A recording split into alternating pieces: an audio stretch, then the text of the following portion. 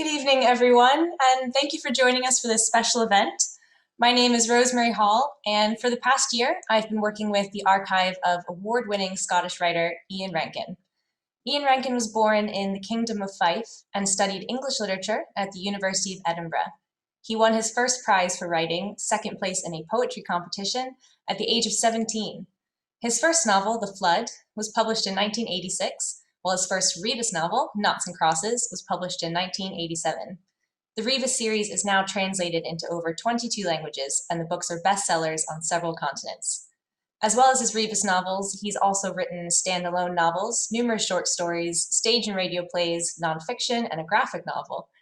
He's also presented a television series and appeared in several documentaries. Ian Rankin is the recipient of 4 Crime Writers Association Dagger Awards, as well as several crime writing awards from around the world. He's also the recipient of several honorary degrees, including no less than 5 honorary doctorates. Last year, Ian Rankin donated his literary archive to the library. I was tasked to arrange and catalog this unique and important collection of materials, and I discovered numerous gems along the way. Tonight, I'm joined by Ian Rankin himself to discuss the archive. Now, before we start, there will be time for questions at the end, so please feel free to type your questions into the Q&A function throughout the event, and we'll try to get to as many as we can at the end. Also, a wee technical note, if you aren't already on speaker view, you can switch to speaker view at the top of your screen. So now I'd like to welcome Ian Rankin himself.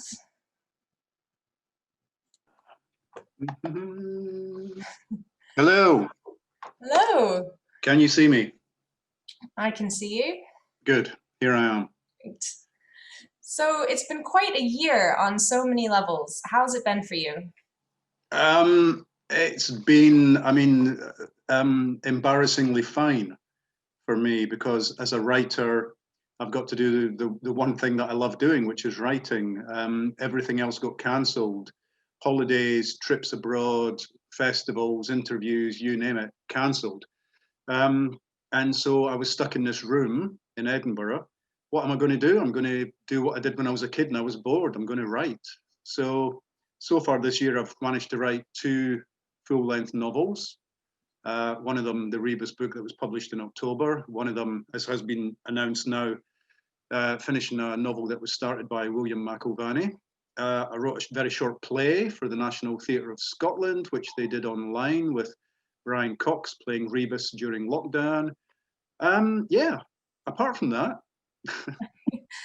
So yeah, you did just announce that you're finishing The Dark Remains, the novel by William McIlvanney.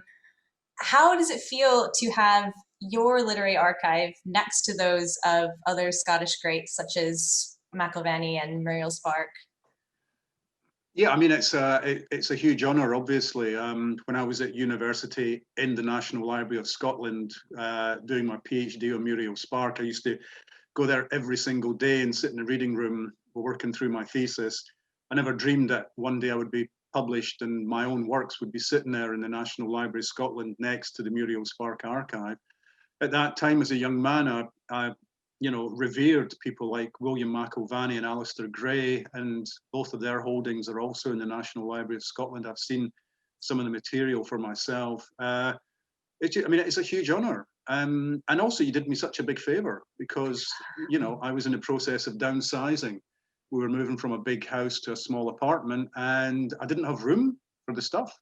So if you hadn't taken it off my hands, gratis, I would have had to buy a garage or a lockup or something, or pay for it to be kept somewhere where the mice would no doubt have got at it. It's happened to me in years past when I had stuff stored in the attic. So yeah, it's quite a thing, and it takes the weight off my mind because you've had to go through it, which saved me the trouble. Well, I think it was really you who did us the favor. It's been a real honor to be able to go through everything. It's been very interesting for me as well, and the library's very happy to have it. What was it about the National Library that made you choose us for your archive? Oh, now you're stirring up a hornet's nest there, because I was also asked by the University of Edinburgh Library if I would donate my archive to them. But I think several things. One is, of course, you've got the archive, you've got stuff by Stevenson and all kinds of people. You've got the Muriel Spark stuff. So, I mean, I did want to be in the National Library, but also it's more accessible. I felt that giving it to the university library would mean fewer people could access the material, because you really need to be a student and have an Edinburgh University reader's card to access that building. And back in the day when I was a postgraduate student, Rosemary, you know, the National Library of Scotland wasn't keen on letting you in either. You couldn't access it as an undergraduate student. I think, and maybe until you got to your final year, maybe in fourth year you could, but you had to really be a postgraduate student before you were given the privilege of a reader's card. And it felt like, you know, the kind of hallowed halls as you walked in, because there were all your lecturers, all sitting in the reading room, poring over stuff that they were going to be teaching people the following week or term. So it was, yeah, it was the fact that it's over my lifetime, the National Library of Scotland has opened itself up to the world, has been, I think, a real bonus. And that was one of the things that definitely tipped it in its favour when I was deciding where the archive should go. Well, we're very happy you chose here. I just have a water, unfortunately. But so I wonder if we could get into some of the stuff in the archive now. If we could pull up, I've got slide 1. Yeah. So one thing that's so interesting about the archive is the extent of the notes that you make while you're writing, and then what all this stuff can tell us. So this note is from 2005. And you wrote it while working on Exit Music, the Rebus novel. And this suggestion that Rebus listened to Randy Newman actually came from a fan's letter. So do you have fans making suggestions like this often? Like, what's your relationship with your fans? I'm looking at that. No, I think that's from the Hotel Ambassade in Amsterdam, is it? It looks like. It's where all the writers stay when they're in, yeah, that's the Ambassade, isn't it? When they go to Amsterdam on book tour, that's where everybody stays. Got a fantastic library of books that have been donated and signed by all the authors who've stayed there. Yeah, I mean, people make suggestions to me all the time, obviously, and I even forget which Randy Newman song it was. Was it Little Criminals or something? I did manage to get a mention in.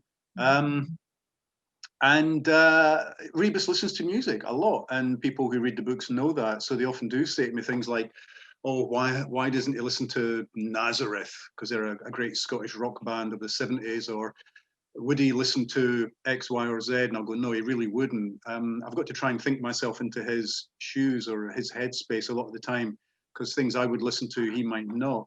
But it's been fun, and it has meant that a lot of musicians, one of them being Randy Newman, have become fans of the books, or at least aware of the books. And at some point after I put Randy Newman into Exit Music, I was then invited to go backstage and meet him in Glasgow at a concert he was doing.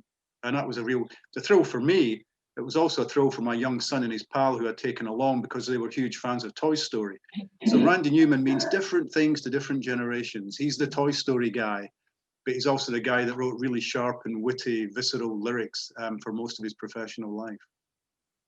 That's good. The other interesting aspect of this note that for me is that you write final novel, Final Rebus. Oh, so yeah. You seem to really believe that Exit Music was going to be the final Rebus novel. So why wasn't it in the end? Yeah, well, I'd been told by a cop detective in Edinburgh that detectives in Edinburgh or Scotland had to retire at 60. At a time when I thought the age for retirement for men in the UK was 65. And I sort of did the sums, and I realized that Rebus had been pretty much 40 years old in book 1.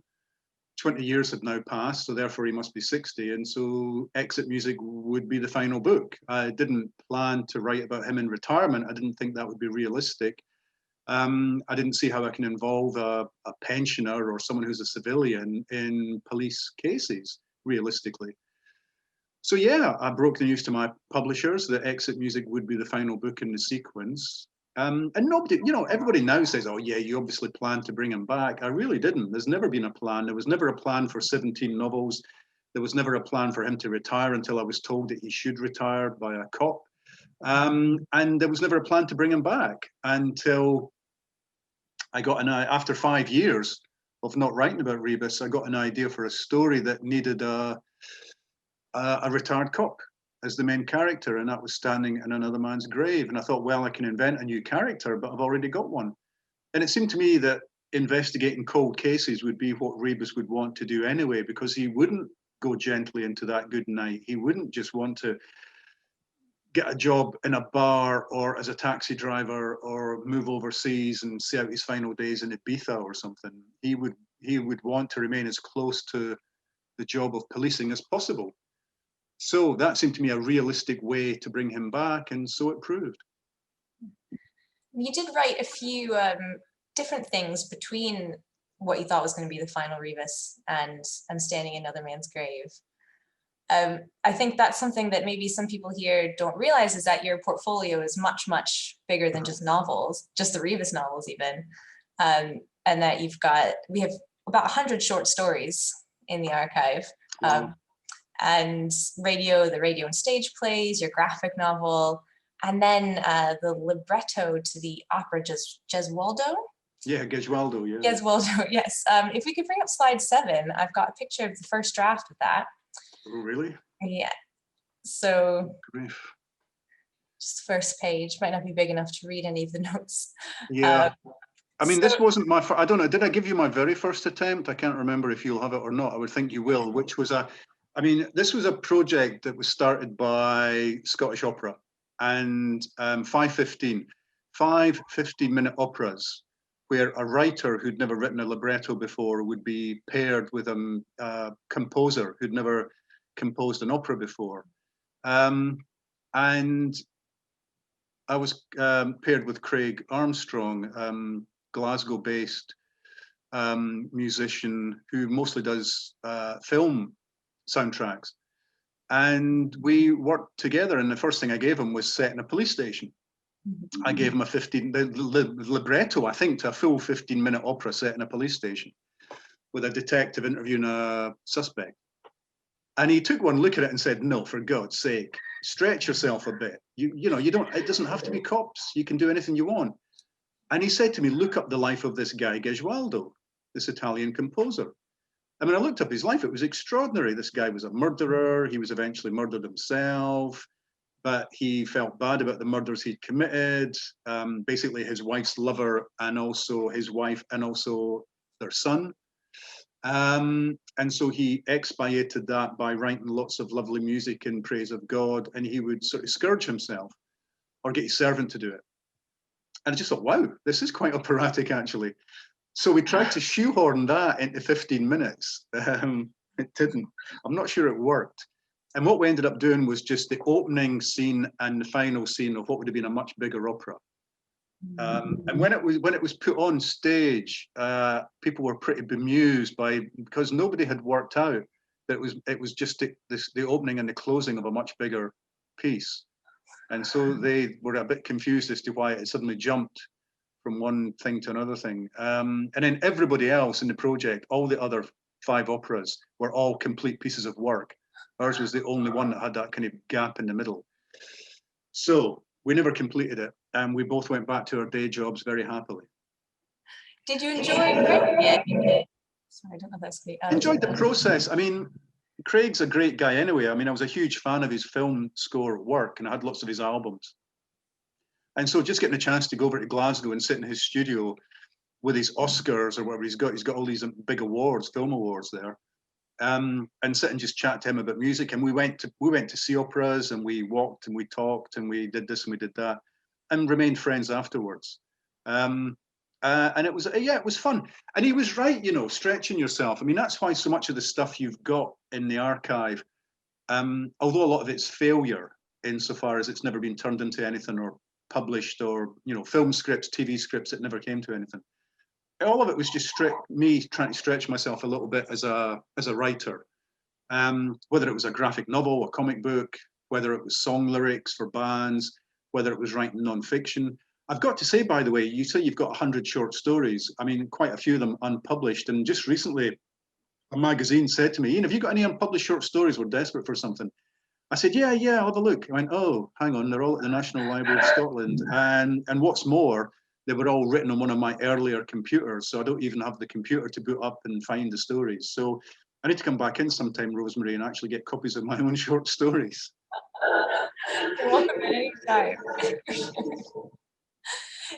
There are quite a number of unpublished stories on other. There's also a whole TV serial that didn't make Yeah, it. what's that called? Do you remember what that was called? Lazarus. Lazarus. I've no memory of that whatsoever. There are about 3 or 4 drafts of it, I think, but it was over the course of a few years. I think you were writing I mean, a few novels. when you uncovered Lazarus and you mentioned it to me, I said to my wife, "Have you got any memory of this?" And she went, "No, I've got that." And it's only 20 years ago. I mean, in the great scheme of things, it's not that long ago, and neither of us can remember all this time and effort that was spent on trying to do this TV script about an undercover cop. I think he was an undercover cop or something. Is there anything in there that you do remember and wish you had made more of? Well, Lazarus, I mean, that would have been great if that had been made. I think you might have some of the early attempts I had at doing a Rebus TV script.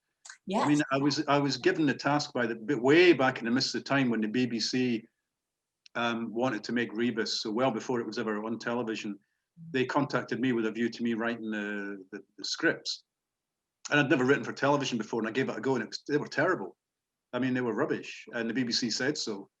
It was stuff like, they would say, "Look, you don't need us to see Rebus lock the door, walk all the way to the car, get into the car, start the engine and start driving. We can do that in 2 seconds."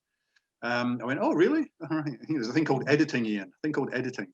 Which of course I do in my head when I'm doing a novel, but I was putting too much information down. So yeah, so there's that. Oh, well, I mean, there's bits and pieces in there that I wish more had been done with. Have you got Summer Rights? You've got my very first novel, haven't you? Yeah, we do. Yeah. There's only one copy of that in existence, as far as I know. I think it's an incomplete manuscript. No. I think it might be. Oh my God. Well, that was a comedy set in a Scottish hotel, written at a time when I thought I was going to write the great Scottish novel. And why I made it a comedy, I've no idea. Nobody laughed, by the way. And I sent it to Galanx Publishing in London because I'd met a writer called Ian Crichton Smith. One of my first successes was when I won second prize in a short story competition run by the Scotsman newspaper, and he had gone in for it and won it. So a very well-known writer, Ian Crichton Smith, won first prize, and a completely unknown young writer won second prize. I got a Sinclair Spectrum computer, but the Scotsman did publish my short story, The Game. Anyway, then I got friendly with Ian Crichton Smith, and his novels were published by Galanx. So he gave me an introduction to his editor, Livia Galanx, whose father started the company. And I don't know if you've got it or not, but she sent me a very nice rejection letter saying the first third of this is good, but the last 2/3 need quite a lot of work. And I went, nah, no, they don't. This is exactly what I want to say in the way I want to say it. So that novel went into the bottom drawer and actually disappeared for a long time. My wife found it in a trunk when we were moving house back to Edinburgh years ago. I thought it'd gone forever because I couldn't afford to photocopy it. I was a student at the time. I just couldn't afford the photocopying charges. So I literally sent the manuscript to London in an envelope, and she read it and sent it back. At any point in that process, it could have gone missing. Wouldn't have mattered anyway, as it turns out, because it never got published. Well, it's there for people to read now if they're curious. We have it was in a folder that you've written a whole series of short story titles on, and just in the middle there it says hotel novel, and then more short stories. Yeah, well, I mean, I started as a short story writer when I was, as you've kind of alluded to, I started as a poet when I was at high school. That poem that won second prize in the Scots Language Society poetry competition, Euthanasia, cheery little number. That I was writing poetry, song lyrics and poems when I was a teenager. I arrived at Edinburgh University as a student and I was still writing poetry. And then that short story competition run by the Scotsman was pretty much my first attempt at a short story. And I thought, that's it, I've clicked. My poetry was getting nowhere, but suddenly I've won second prize in a short story competition. This is my future. So I began to write screeds of short stories and sent them off everywhere. I sent them to newspapers that would never have published a short story in their life, and I just callously sent stuff everywhere. And then, one of them mutated and just got a bit too long. It was a very long short story called The Falling Time, and I just made it part one of a novel called The Flood. So eventually, one of the short stories turned into Flood. But somewhere in the middle of that process, I got the idea for Summer Writes and just wrote it in I guess a few weeks on my portable typewriter. I think I had a portable typewriter that I got from my sister's mail order catalogue. I still owe her money for that, by the way. I was supposed to pay her back 50 pence a week, and I think I gave up at some point in the process. By the time I wrote The Flood, the first published novel, I think I had an electric typewriter by then, because I'd got some money from winning a competition, and I remember buying an electric typewriter, which was the noisiest thing in creation. But typing made me feel like a proper writer. So although a lot of the stuff you've got there is handwritten, it's mostly notes, you won't see much in the way of handwritten manuscripts. We also have a note when you first got your first Apple Mac, as you called it. You weren't too pleased with it in the note. You didn't like the way that it did capital letters, I think is what you said. Really? But it's interesting. I know you said this when you donated the archive, how your archive goes from manuscript to typewriter to electric typewriter to computer, and now it's all modern computer, which is very interesting for us to see. You know, that's a lot of archives these days are all digital, born digital. Mm-hmm.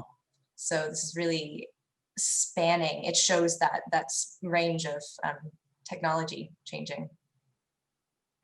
Have you started yet? I don't think you've started yet, have you, trying to get into the discs I gave you? Because I gave you lots of computer discs, and some of them, bless you, some of them are Amstrad. Nobody watching this is old enough to remember Amstrad computers, but that was my first computer, was an Amstrad word processor with a daisy wheel printer. And it was these little chunky plastic floppy disks that you got that didn't fit anything else. They only worked with Amstrad. And the very early stuff is on there, and I'm sure by now mostly corrupted. And unreadable, alas. I mean, that's one of the things about the future is, you know, if we're saving everything to the cloud, what's left for posterity? What's left for researchers and PhD students to look at? I would have loved to be doing my PhD on Muriel Spark now, because you guys have got the archive, for God's sake. I had nothing to work on. I remember the writer in residence at Edinburgh University when I started doing my PhD was a guy called Alan Massey, fantastic novelist. Who also happened to be the judge on the Scotsman Short Story Competition, because he was their book reviewer. So he was the person that gave me second prize. But anyway, when he found out I was doing a PhD on Muriel Spark, he jotted down her address, which you have now got in the archive, because you've also got my Muriel Spark thesis, as much as I ever wrote of it, which is hundreds and hundreds of pages. But there's a scrap of paper there somewhere, which has got, in Alan Massey's handwriting, Muriel Spark's address in Rome, with a zip code or whatever that he wasn't sure was right, so he put little dots underneath it. And I never wrote to her. I thought about it, and then I thought, no, that thing about never meet your heroes, I just thought, what if I don't like her? Or what if she's sniffy, or she doesn't reply, or she says, I don't want anybody doing a PhD on me, thank you very much. So I never took up that option to try and get in touch with her.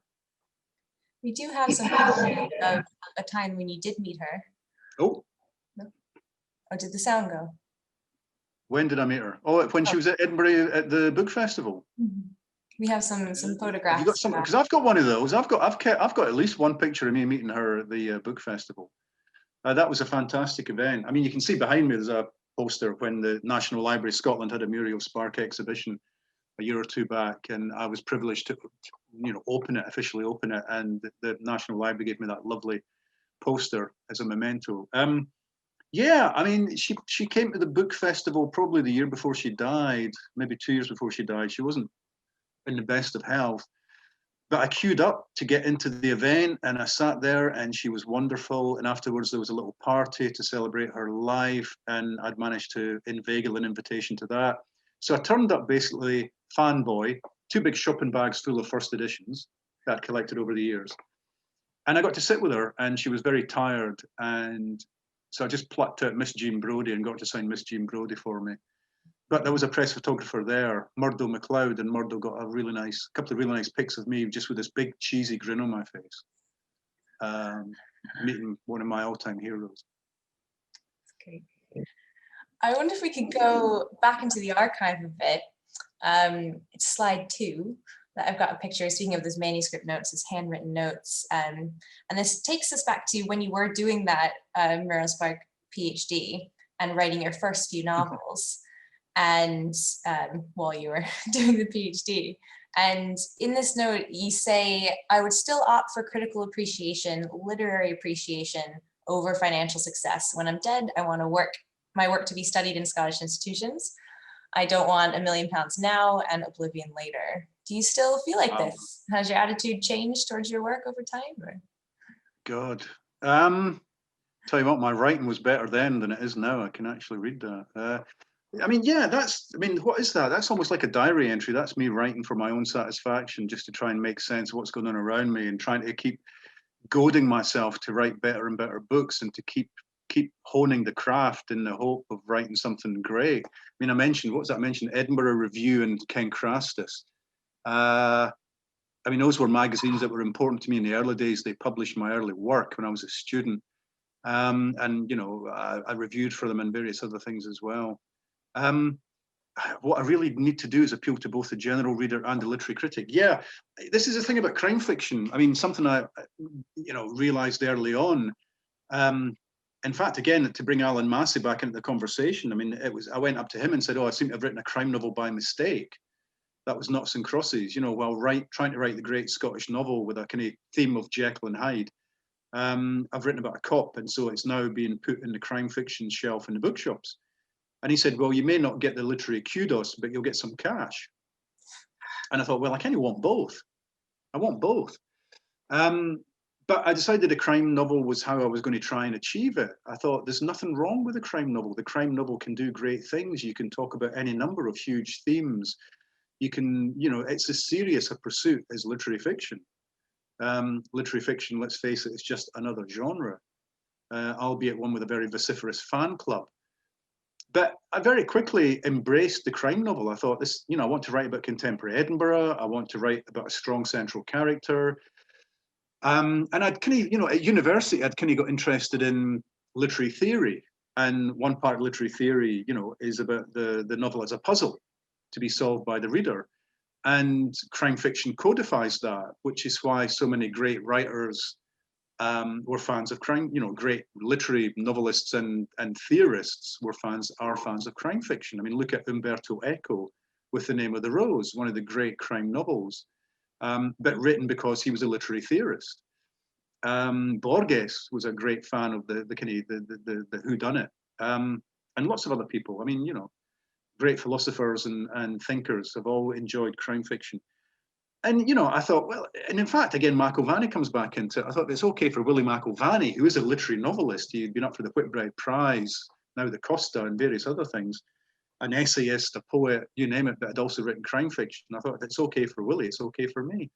But I think you can see something there of me, that balancing act. You're going, well, if I'm writing books that sell, but but people are being sniffy about them, is that better than writing books that are lauded for literary prizes but I'm skint? And being a good working class boy from Fife, I think I thought, no, I'll take the cash just now, and maybe literary honours will follow at some point in the future, as they did, let's be honest, for Dickens and various other writers who were thought of as being populist writers in their day. And then the academia came knocking later on. As it has for you, really. Well, it has a bit, yeah, it has a bit. Not as much as it has for Dickens so far, but yeah, let's keep going. There are. I'm getting very big-headed now. Let's just bring things back to earth. Oh well, I was going to ask you a question. My punk IPA. There are a lot of notes throughout the archive that are similar to this and reflect on crime fiction as a genre. And you're writing how, in the beginning, how, as you were just saying, it wasn't necessarily to have the reputation of literary fiction. But then there's a note in 1997 where you seem to say that it's changed. You said, crime fiction is no longer inferior to literary fiction. The best of it is literary fiction. And I was wondering to what extent you saw your own role in this change in perception of crime fiction.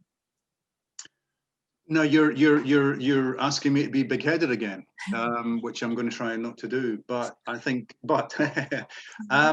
do think a lot of younger writers came to crime fiction in the 80s who once upon a time would have wanted to be literary novelists. We came to crime fiction for various reasons. One of them being to earn a living, but one of them being that we thought crime fiction was a serious pursuit. And we want to write about contemporary society. We want to write about the problems we have in contemporary society. And we want to take on big moral themes as well. And we thought crime fiction can do all of that. And if we want to write about a place like Edinburgh, crime fiction is fantastic at Sense of Place. We've always known that. So lots of reasons for it. But I think a whole generation of writers came to crime fiction who possibly in previous generations would have gone elsewhere.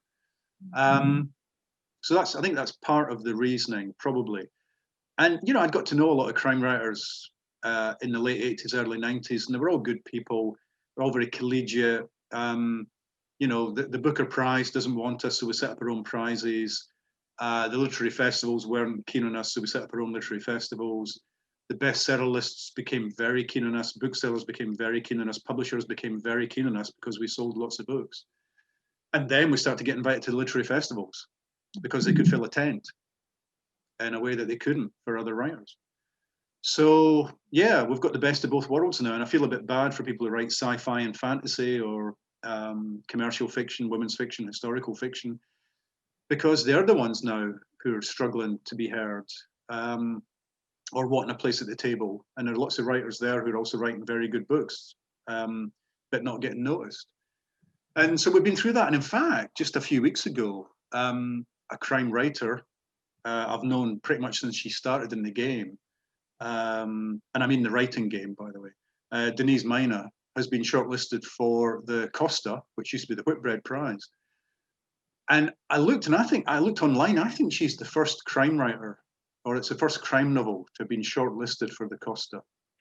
I'm pretty sure about that. So things are changing, and they're changing because crime writers are just writing better and better books. And you've won several awards, the crime awards that you talk about, such as we've got a nice shiny picture of one on slide 6. What is slide 6? It is your gold dagger. Oh, the black and blue. I kept the envelope, Rosemary. I kept the envelope.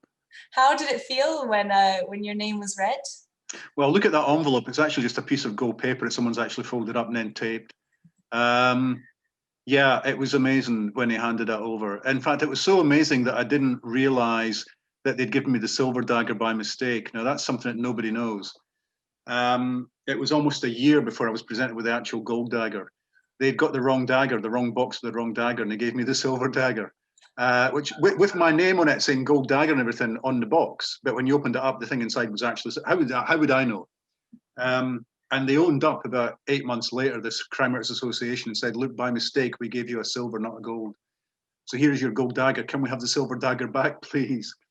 And I've got to be honest with you, the silver dagger was a much more appealing, aesthetically pleasing object than a gold dagger, but hey-ho.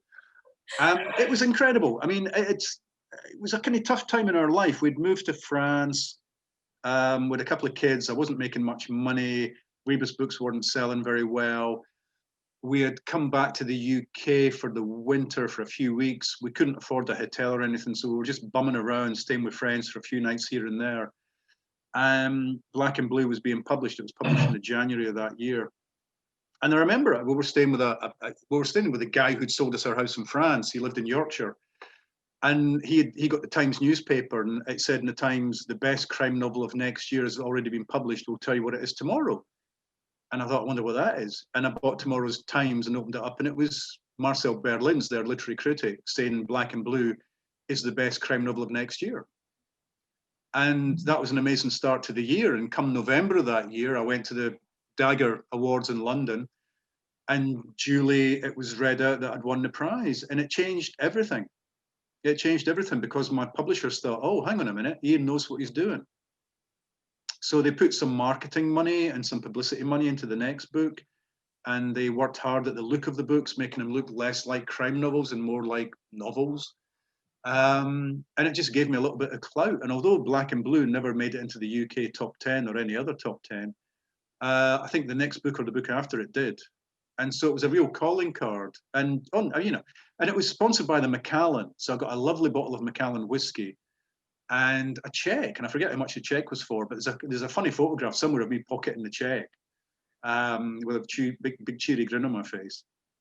So yeah, it was a pretty good night. It was a good night for me because it gave me the confidence to keep on going at a time when, although I'd written lots of books, I mean, Black and Blue was Rebus number 7 or 8. I'd written lots of books. I still wasn't quite making enough money to live on, so I was writing 2 books a year. Did it change how you wrote? No, I mean, Black and Blue changed how I wrote because the previous books, the books before that, had been shorter, simpler in terms of the plotting. Black and Blue was a much bigger, structurally, thematically, a much bigger book. But that was down to personal circumstance. A lot of it was down to a lot of crap that was going on around me, and I was trying to deal with it or escape from it by writing this book and burrowing deeper and deeper into this book and using Rebus as a kind of psychological punch bag. So I gave him a lot of crap to deal with, so I wouldn't have to deal with it myself. And the previous books have been a kind of apprenticeship. I was getting to know the crime novel. I was getting to know what it could and couldn't do. I was pushing myself a little bit harder with each book. And other writers had started writing big books, big, fat, complex crime novels. And I thought, well, I need to write one of those. Val McDermott specifically had got success with much bigger books that were much thematically much meatier than her previous work. And I thought, okay, that's what I need to do. I just need to write a bigger, meatier book. And yeah, and I need to do it because I want to survive and I want to thrive and I want to be writing books that get onto the bestseller list and I want to put food on the table. So there was an imperative there for sure, for all kinds of reasons. And it was a big, angry book. That's interesting. You mentioned how you thought the Rebus novels were your apprenticeship. We actually, slide 3 is actually a picture of a note where you write just that. Really? That I came across. I'm copying myself madly here. It's while you're working on Dead Souls. Oh, jeez, what is that? Little tiny notebook I'm writing in. So the top of the second one, you say the Rebus books are my apprenticeship. I'm still learning. And you thought that you would eventually outgrow them. Do you still feel like this? Wow. Rebus books, no matter how good I think they are not my greatest creation. I'm going to keep on getting better and I will outgrow them. Wow. Rebus and I will part company. Chandler wrote his first novel at 50. Jings, this is interesting. You know what? It's just a kind of psychic outpouring of angst is what it is. It's because I couldn't afford to go to a psychotherapist, Rosemary. I just psychotherapize myself by writing these little notes that were never meant for general consumption. I mean, I never showed them to my wife. I never showed them to anybody. They were just for me. And it was a way of dealing with all the kind of rubbish in my head, the soup that was in my head, a way of trying to clarify what I wanted to do with my life and with my work. By Dead Souls, I would have thought I was pretty much thinking, no, Rebus is it. This is where I am for the next while. Because by then the books were getting taken seriously, they were hitting the bestseller list, they had won awards. Yeah, I mean, there's a little note there, no risk, no glory, which is almost me quoting from a song by the Bathers that I was listening to a lot back then, a really great Glasgow musician band. It's kind of, you know what, I wish I had a better memory. I wish I had a better memory and I could just go, yes, this is what I was thinking back then. But once I wrote it on the paper, I could forget about it. That's part of the glory of writing stuff down, is that you can then free up the rest of your head. You can free up your head for other stuff. And I've always done that. I think it's partly why a lot of the stuff in the library, I've got no memory of writing, because once it's written down, I can forget about it. It's there in a kind of concrete form, and it doesn't need to fill my head anymore. It's been exercised, and I can get on with everything else. And it's true that often I don't remember even 2 books back. If you were to say to me, Ian, what is the plot of Even Dogs in the Wild? I don't think I could give you it. That's about 3 books ago. Is it 4 books ago? 3 books ago? I couldn't give you the plot. I think I could give you the plot of House of Lies, which was the previous Rebus book. Not much of it though. because once it's written, it's done. That's it. That part of all that psychic stuff's gone. Clear head, move on to the next thing. So do you rarely ever go back through all of these notes that you've written for previous books, if at all? No, I'm seeing these for the first time. You know, I just gave you big piles and bags full of stuff that I hadn't looked at. I mean, I'd skimmed it. I mean, I'd skimmed through photographs and things and gone, whoop, take that photograph out. You know, and oh no, you're not getting my diaries. I'm going to keep my teenage diaries. Thank you very much. That's kind of completely unadulterated. But no, I didn't really go through it and cherry pick and sift before I handed it over. I mean, that's your job. I entrusted that to you. And I mean, we can probably tell people watching the stuff that you've gone, oh, hang on a minute, do you really want people to be able to access this? And there's lots of correspondence with writers who are alive, who need to be asked if they're okay with people accessing it. I kept everything. You know this. I kept bus tickets and train tickets and Christmas cards from other writers and lots of letters and postcards. And I just kept everything. Because having been a PhD student, I thought that's what you do as a writer. As a writer, you keep stuff. And I was thrilled when I came into the library and saw Muriel Spark's archive that she'd kept everything as well. Taxi receipts, doctor's lines for things that she had to, prescriptions she had to pick up from the pharmacy in Rome or wherever. I just thought, God bless you, Muriel. You're a woman after my own heart. We do have, I believe, 2 taxi invoices in the archive. So, I've got one more picture I think that Rebus fans will really enjoy. Slide 4.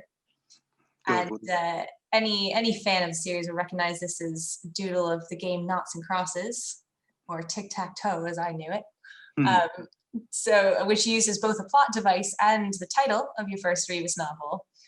Wonder if you just tell us a bit about the inspiration behind that. Yeah, and I'm looking here and it says Reve to Rebus, which means these are the notes for the first novel. These are the notes for Noughts and Crosses, the original notes. You know, I'd always been interested in Noughts and Crosses from when I was a teenager. I would try and, how can you win? Is there an infallible way of winning at Noughts and Crosses? And yes, there is, or at least not losing. There's an infallible way of not losing at Noughts and Crosses, which is if you start with the O's, you start at the corners. Go for the corners. And if you're playing X, go for the middle, if you possibly can. And you'll at least get a draw and you might well get a win. I mean, it goes way back to before I was, before I was doing Noughts and Crosses. I've got actually sitting here, I've got you've not got this yet because I still use it. My old trusty Chambers dictionary. Yeah, Chambers 20th Century Dictionary, which I was given for Christmas or birthday when I was 17. And if I take all these little notes out that I've got in here, which are mostly what words mean, but if you look on the inside of the front cover, lots of games of Noughts and Crosses, trying to work out how to win. And you know what? It's part of that thing about the crime novel being a puzzle for me. And, you know, literary theory told me that, and Umberto Eco told me that. That the crime novel is a whodunit, is a puzzle of sorts that the reader is having to work out. And so the game of Noughts and Crosses was giving shape to the crime novel. And it didn't really come up in the book hardly at all. I think there's a bit maybe when Rebus is a soldier and there might be a game of Noughts and Crosses going on the wall or something, but that's about it. And then of course, you know, Reeve is sending him these things. But it's just a MacGuffin, as Hitchcock would say. It's just a way of moving the story along. But yeah, I'm absolutely fascinated by it. And I do still write Noughts and Crosses when I sign books for people. And I try and make every game different. And I try and make sure that every game is unwinnable for them.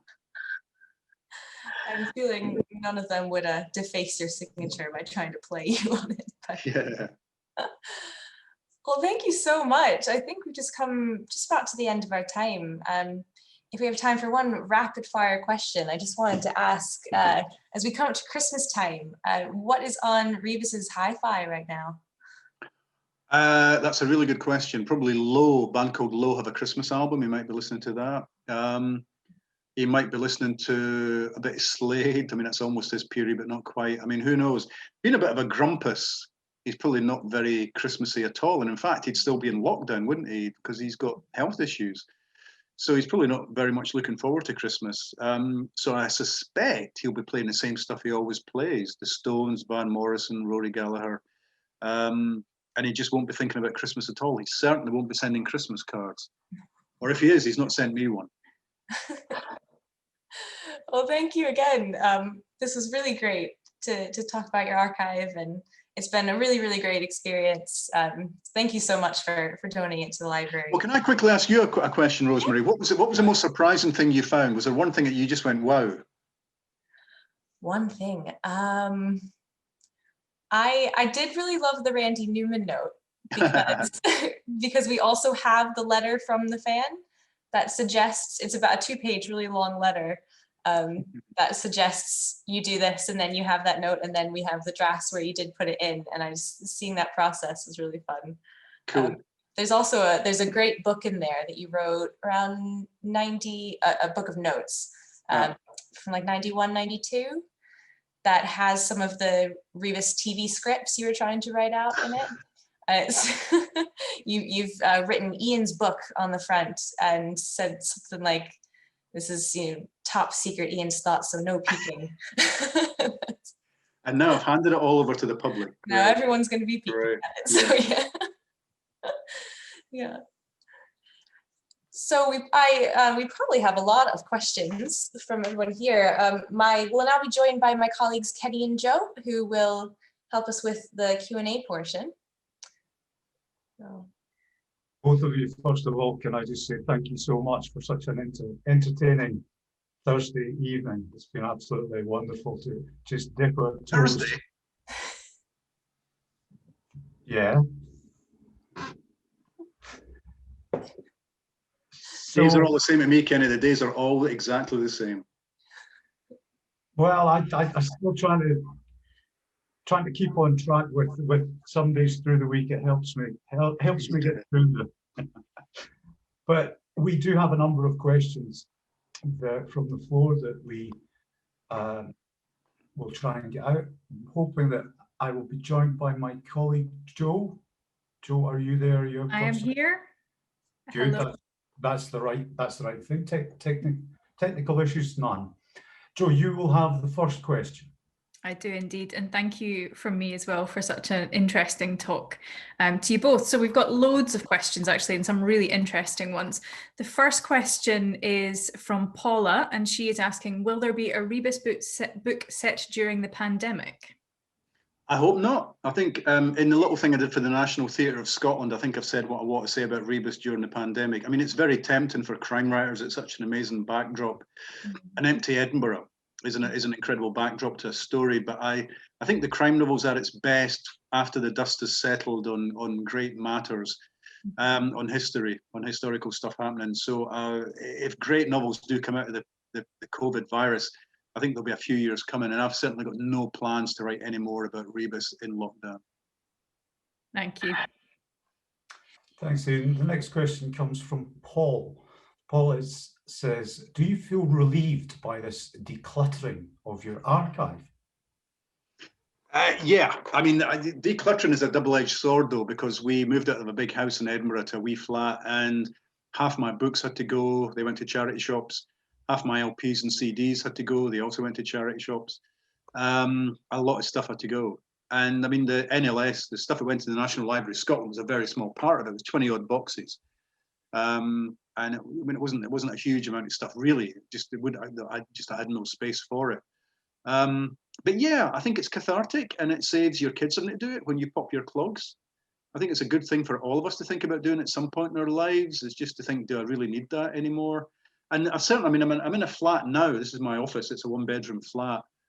There's literally no storage space. So it's like one LP in, one LP out, one book in, one book out. And I'm trying to stick to that as much as possible. There is room in the fridge for beer. As always. Well, I just keep drinking this stuff. Over to you, Joe.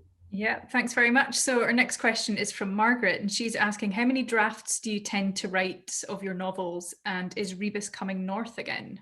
Well, I don't know, Rosemary would probably know that better than I do. It's about 3 usually. There's one or two, and then my wife sees it, and my wife makes notes, and she tells me what I've got wrong. And then I write it again before it goes to the editor. So the editor / agent, they both get it at the same time. It's usually third to fourth draft before they see it. And they always ask me for changes as well, by which time I'm getting quite resistant. Yeah. Because it's already been edited in my head. My wife's made me edit it. So it might get a little bit of editing after that, but not much. So 3-4 drafts and it's done. Will Rebus go back north again? I don't know. I honestly don't know. I don't have any plans for anything at the moment. I mean, there's never been a plan for any of these books. Never a plan for it to be a series, never a plan for it to stop being a series, never a plan to bring them back. There is a, you know, without spoiling too much, there is a slightly open ending to the latest book. There's one character's arc that has a question mark over it. So possibly, if the good Lord spares me, I do need to write one more Rebus book. But it won't be for a few years, because I've got 2 other projects on the go at the moment that I've got to be finished and published first. So watch this perhaps. If I may butt in about the drafts as well, just to give a wee plug for the archive, the whole listing of everything has been published today on our website. So it's in the manuscripts catalog of the National Library of Scotland's website, and you can go in and see item by item. So every draft is listed, so you can see Oh my God. drafts were written for each. Thank you very much. Ian, the next question is from Elizabeth. Elizabeth, thanks for joining us this evening. Elizabeth asks, criminal investigation techniques and technology have changed a lot during Rebus's time. How do you keep abreast of developments to stay current? I watch a lot of TV shows about cops. I mean, that's a you know, glib answer, but you know, people who watch TV cop shows think all this stuff's real, and it isn't. I mean, a lot of TV cop shows, you know, a lot of cops sit and watch TV cop shows, thumping the armchair, going, "It's wrong. You don't do that. You don't do that." I do it myself sometimes. You know, I don't know. A lot of it I just make up and somehow get it right. If I've got a specific issue, there are people I can get in touch with. I mean, for the latest book, I needed to know, what did I need to know? It was a pathology question. And I got in touch with the pathologist, one of the pathologists in Edinburgh, because I happened to know him, done a couple of events with him. And I just asked him about it, and he sort of got me right. So that detail I know is right because I went to a professional. I know a few folk in CID, but not too many. Most of them are now long retired. I know a few people in internal affairs, but not too many. I've taken trips to prisons, and I've taken a trip to Gartcosh, the police academy in Scotland. For the new book, I did drive up to the north of Scotland and drive around the North Coast 500 and look at where Rebus might end up. Yeah, and the one thing I couldn't do, because we were in full lockdown, one thing I couldn't do before the latest book was published was go out to Edinburgh Airport to check the car rental desks and where they keep the car rental cars. So that scene in Song for the Dark Times, the scene where there is a scene at the airport, is completely made up because I wasn't able to go out to the airport because it's 10 miles from where I live. I wasn't allowed to go out there to check the car rental desks. Everything else is completely accurate. Wonderful. Next question, Jill.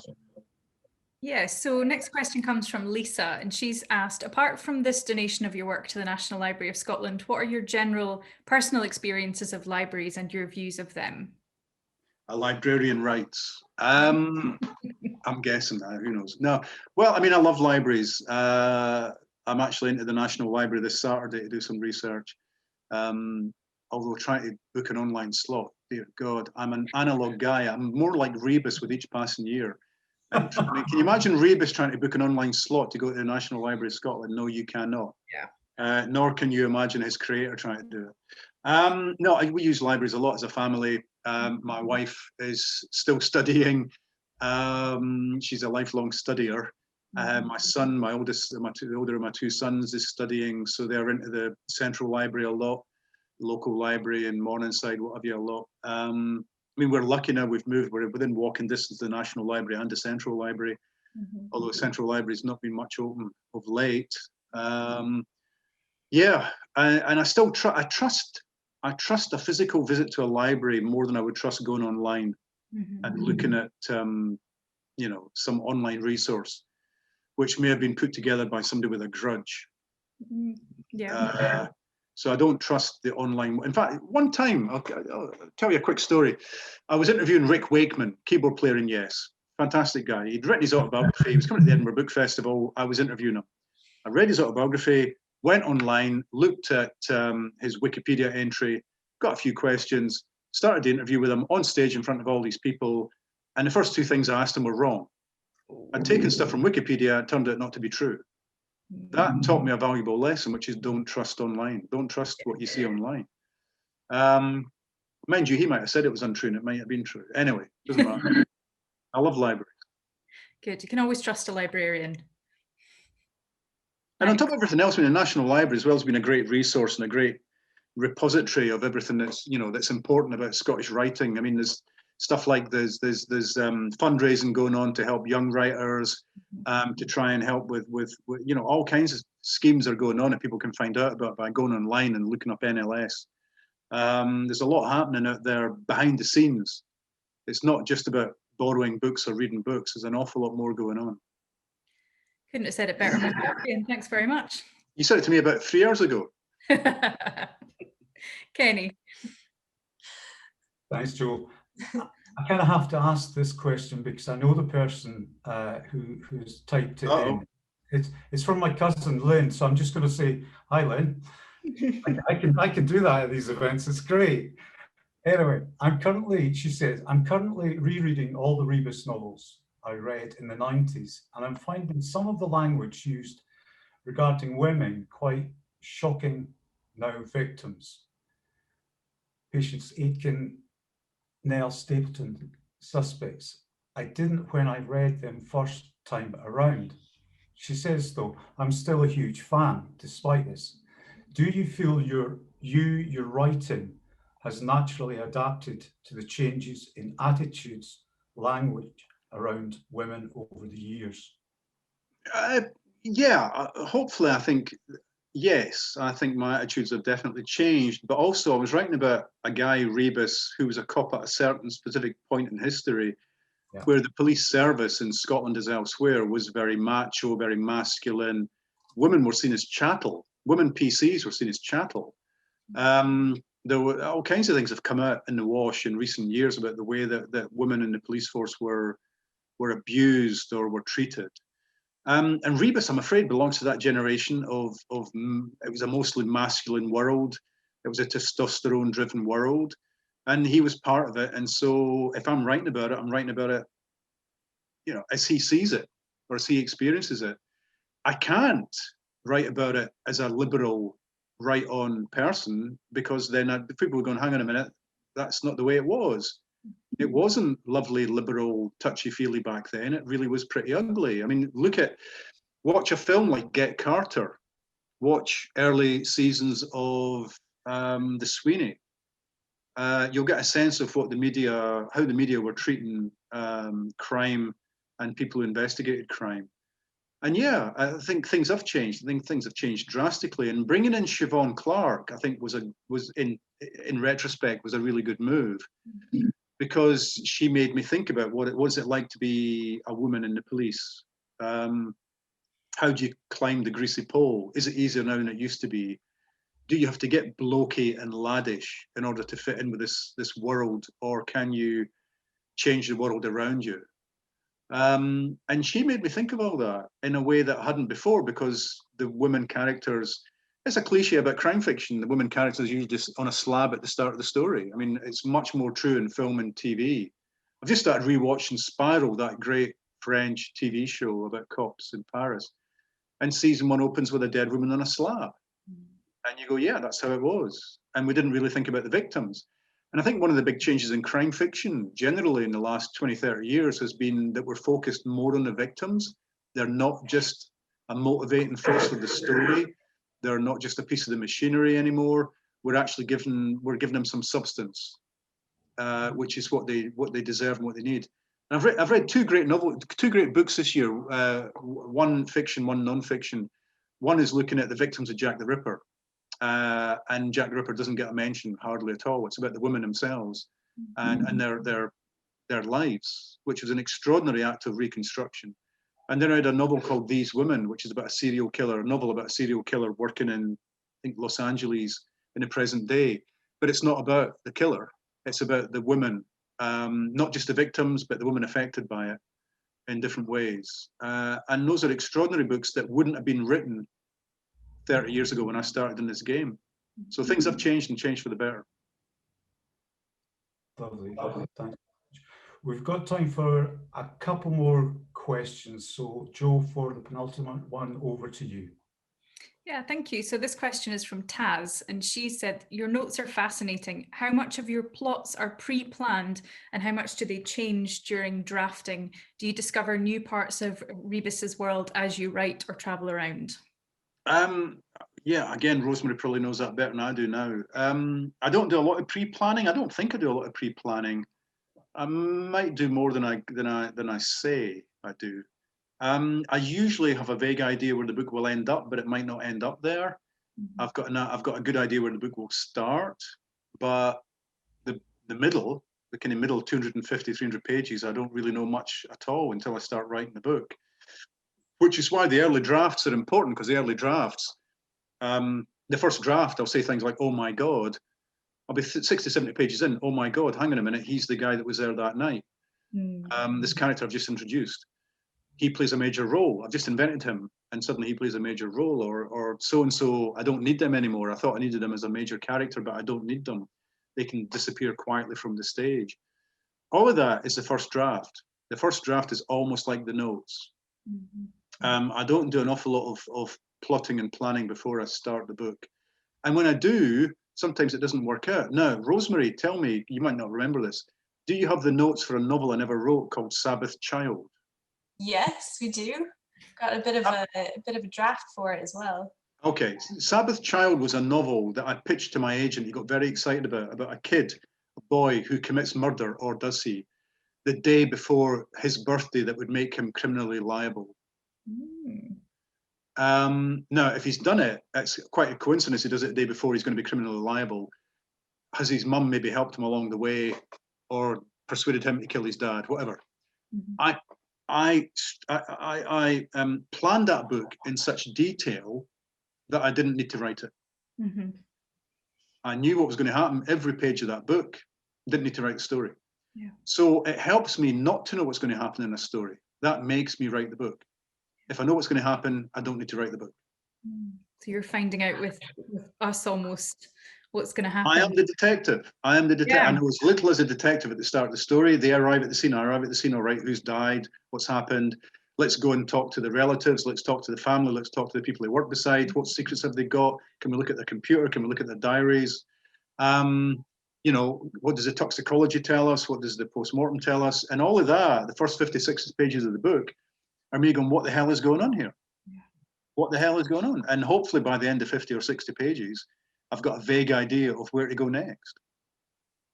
You'd have made a great detective. No, I wouldn't, because I don't work well as part of a team. Okay. Kenny. Final question from me, Ian and Rosemary, is where did the name Rebus come from? Well, I mean, it's a puzzle. It's a picture puzzle. How I came across it, I don't exactly remember, but I mean, in the Mary Mac fun page of the Sunday Post when I was a kid, there was a picture puzzle every week, which is a rebus. I probably came across it in a dictionary. I don't know where I came across it, actually. It's weird. But it means a picture puzzle, and in the first book, he's getting sent these picture puzzles, so I thought I'm going to call the guy Rebus. Not thinking what a stupid name, because, you know, it just isn't a name. And then a few books later, and again, this might be in the archives somewhere, a few books later, someone wrote to me and said it's actually a fairly common Polish surname. And I thought, okay, Rebus has Polish roots. And that clicked as well, because I grew up in a school with a lot of Polish kids, or kids from East European backgrounds whose parents had come to the UK just before or during the Second World War. So that was it. Suddenly he's Polish. Who knew? I think it was Naming of the Dead when I suddenly outed him as a Pole. Because up until Naming of the Dead, I had no idea. So it was quite a long way through the series, actually. But yeah, you know, the first book, again, I hate to come back to it, but Umberto Eco, Name of the Rose, his main character, the detective, is William of Baskerville, which is a nod to Sherlock Holmes. There's all kinds of little in-jokes in that book. I immediately give Rebus a sidekick called Holmes, Brian Holmes. His boss is called Watson, Farmer Watson. I was playing the same game. I thought I was playing the same games as Umberto Eco. I was having some fun with the crime novel. Thank you so much. Unfortunately, I need to bring this event to a close, but before I do, can I just thank Rosemary and Ian for Rosemary, thank you. For such an engaging and entertaining talk. As I said, it's been a wonderful evening, and I hope people at home agree. It's been a great way to end our webinars for 2020. Tonight's event has been far our most popular event this year. And as we said at a run through this morning, we normally can only get 100 people into our venue in Edinburgh, but tonight 779 people booked to see Ian and Rosemary, not just from the UK, but Australia, USA, Norway, Singapore, to name a few. A year ago, Zoom was an ice lolly to me. I'd never heard of a webinar, and as many of my colleagues will tell you, no one can mute me. What a difference a year makes. We will be back in 2021 with more events, so keep an eye on our website for those. Finally, on behalf of the National Library of Scotland, thank you everyone who has joined us this evening. We really appreciate your virtual support. Have a very safe Christmas, and here's to a brighter new year.